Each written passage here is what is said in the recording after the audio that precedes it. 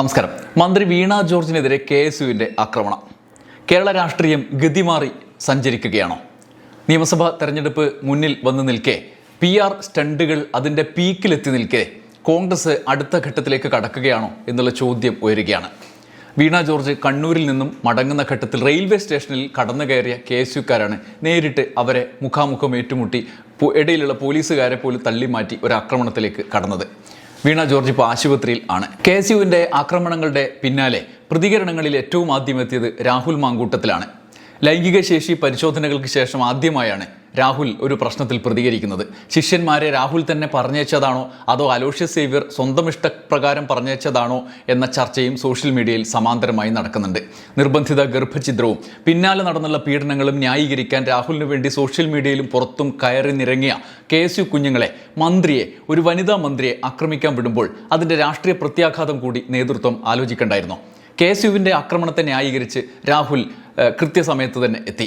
ചോദ്യങ്ങൾ ഉയർന്നപ്പോൾ ചാനൽ അവതാരകരോട് രോഷം കൊള്ളുന്ന നേതാക്കളെയാണ് പിന്നീട് കണ്ടത്. റിപ്പോർട്ടർ TVയിൽ അലോഷ്യസ് സേവ്യറിന്റെ രോഷം ഇത് ഇങ്ങനെയായിരുന്നു. അലോഷ്യസ്, ഒരു കാര്യമുണ്ട്, മന്ത്രിയുടെ കൈക്ക് പരിക്കേറ്റിയത് നമുക്ക് ദൃശ്യങ്ങളിൽ തന്നെ വ്യക്തമാവുന്ന ഒരു കാര്യമാണ്. മറ്റൊന്ന്, മന്ത്രിയെ ആശുപത്രിയിലേക്ക് മാറ്റിയിട്ടുണ്ട്. ദൃശ്യങ്ങളിൽ നിന്ന് കൈക്ക് പരിക്കേറ്റിയെന്ന് എങ്ങനെയാണ് മാഡം അത് മനസ്സിലാകുന്നത്? നിങ്ങൾ വൈദ്യശാസ്ത്ര വിദഗ്ധയാണോ? നിങ്ങൾ ദൃശ്യങ്ങളിൽ നിന്ന് മന്ത്രിയുടെ കൈക്ക് പരിക്ക് പറ്റിയത്? ഇതിന് പിന്നാലെ കോൺഗ്രസ് നേതാക്കളുടെ പ്രതികരണങ്ങൾ ആരാഞ്ഞും മാധ്യമപ്രവർത്തകർ എത്തി. സണ്ണി ജോസഫും സംഭവത്തെ തള്ളിപ്പറയാതെ അവർക്കൊപ്പം നിന്നു. പിന്നാലെ VD സതീശനും രംഗത്തെത്തി. സതീശനും സംഭവത്തെ തള്ളിപ്പറയുന്നതിന് പകരം പ്രതിഷേധം തുടരും എന്ന വിശാലമായ ആഹ്വാനവും ഈ ആക്രമണം നടന്നിട്ടില്ല എന്നും ഇത് അഭിനയമാണോ എന്ന് സംശയിക്കുന്നതുമായിട്ടുള്ള പരോക്ഷമായ സൂചനകളിലേക്കുമാണ് പ്രതിപക്ഷ നേതാവും കടന്നത്. ആരും അവരുടെ അടുത്തേക്ക് പോയിട്ടില്ല. 3-4 KSUക്കാരും 35 പോലീസുകാരുമാണ് ഉണ്ടായിരുന്നത്. 30-35 പോലീസുകാരും 3-4 KSUക്കാരും പ്രതിഷേധിക്കും. കരിങ്കൊടിയൊക്കെ കാണിച്ച് പ്രതിഷേധിക്കും. എല്ലാവർക്കും എതിരായി പ്രതിഷേധിക്കാറുണ്ട്. ഉമ്മൻചാണ്ടിക്കെതിരായിട്ട് പ്രതിഷേധിച്ചിട്ടുണ്ട്. ഇനിയും പ്രതിഷേധിക്കും. പക്ഷേ ആക്രമിക്കും എന്ന് പറയുന്നത് ഒരിക്കലും നടക്കാൻ പാടില്ലാത്ത കാര്യമാണ്. നടന്നിട്ടില്ല എന്നാണ് ഞങ്ങളുടെ പ്രാഥമിക അന്വേഷണത്തിൽ ഈ ദൃശ്യങ്ങൾ കണ്ടതിലും ഞങ്ങൾക്ക് കിട്ടിയിരിക്കുന്ന വിവരം. ഇനിയും ഞങ്ങൾ അന്വേഷിക്കും. അല്ല, അത് പിന്നെ തെരഞ്ഞെടുപ്പ് കാലമല്ല, എന്തും പറയാമല്ലോ. അതില് അർത്ഥമില്ല. ഞാൻ ചോദിക്കുന്നത്, വാർത്താ മാധ്യമങ്ങളെല്ലാം അവിടെ ഉണ്ടായിരുന്നു. നിങ്ങൾക്ക് ആർക്കെങ്കിലും ഇവരെ ആക്രമിക്കുന്ന ഒരു ചിത്രം കിട്ടിയിട്ടുണ്ടോ? ഇവരെ അടുത്താരെങ്കിലും ചെല്ലുന്നതിന്റെ ഒരു ചിത്രം കിട്ടിയിട്ടുണ്ടോ? ഒറ്റ വാർത്താ മാധ്യമങ്ങൾക്ക് ഇതുവരെ കിട്ടിയിട്ടില്ല.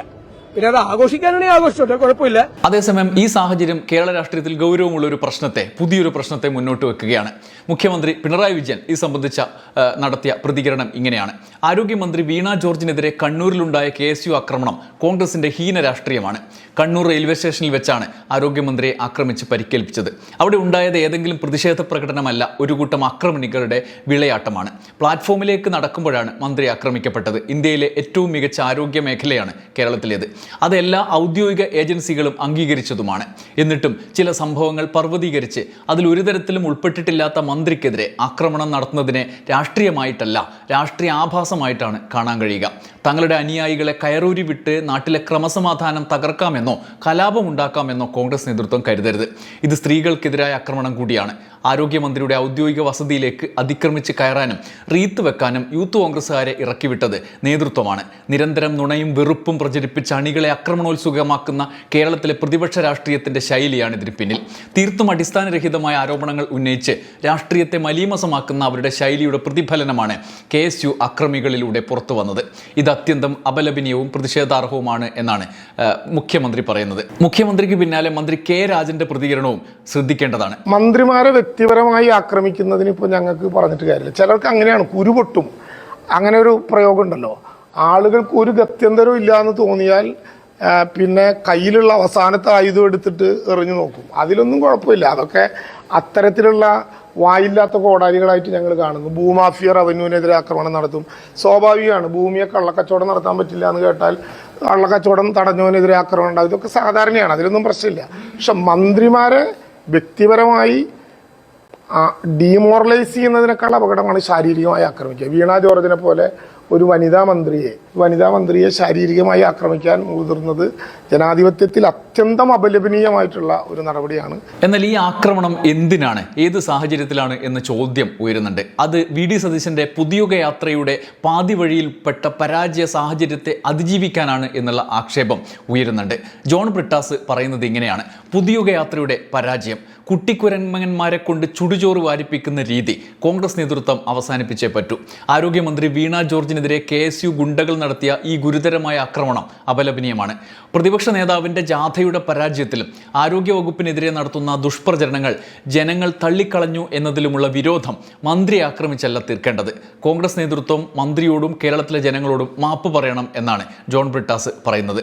ഇതേ സാഹചര്യത്തിൽ വിവിധ മേഖലകളിൽ നിന്നുള്ള ആളുകളുടെ പ്രതികരണവും വരുന്നുണ്ട്. അതിലേറ്റവും പ്രധാനം ആരോഗ്യ മേഖലയിൽ നിന്നുള്ള പ്രതികരണങ്ങളാണ്. ഡോക്ടർ മനോജ് വെള്ളനാടൻ്റെ പ്രതികരണം ഈ ഘട്ടത്തിലാണ് പ്രസക്തമാവുന്നത്. അദ്ദേഹം പറയുന്നത്, ആരോഗ്യ മേഖലയിൽ നിന്നുള്ള ഒരാൾ എന്നുള്ള നിലയിൽ അദ്ദേഹം പറയുന്നത് ഇങ്ങനെയാണ്: കേരളത്തിൽ കഴിഞ്ഞ 5 വർഷത്തിൽ ഏറ്റവും മികച്ച പ്രകടനം കാഴ്ചവെച്ച വകുപ്പുകളിൽ ഒന്നാണ് ആരോഗ്യം. ഒരു ഡാറ്റയുടെയും കണക്കിൻ്റെയും ഇൻഡെക്സിൻ്റെയും പിൻബലമില്ലാതെ തന്നെ സാധാരണക്കാർക്ക് നേരിട്ട് അനുഭവിച്ചറിയാൻ കഴിയുന്ന ഒന്നാണ് അതിലെ നേട്ടങ്ങൾ. അടുത്തുള്ള സർക്കാർ ആശുപത്രിയിലേക്ക് ചെന്ന് നോക്കുക.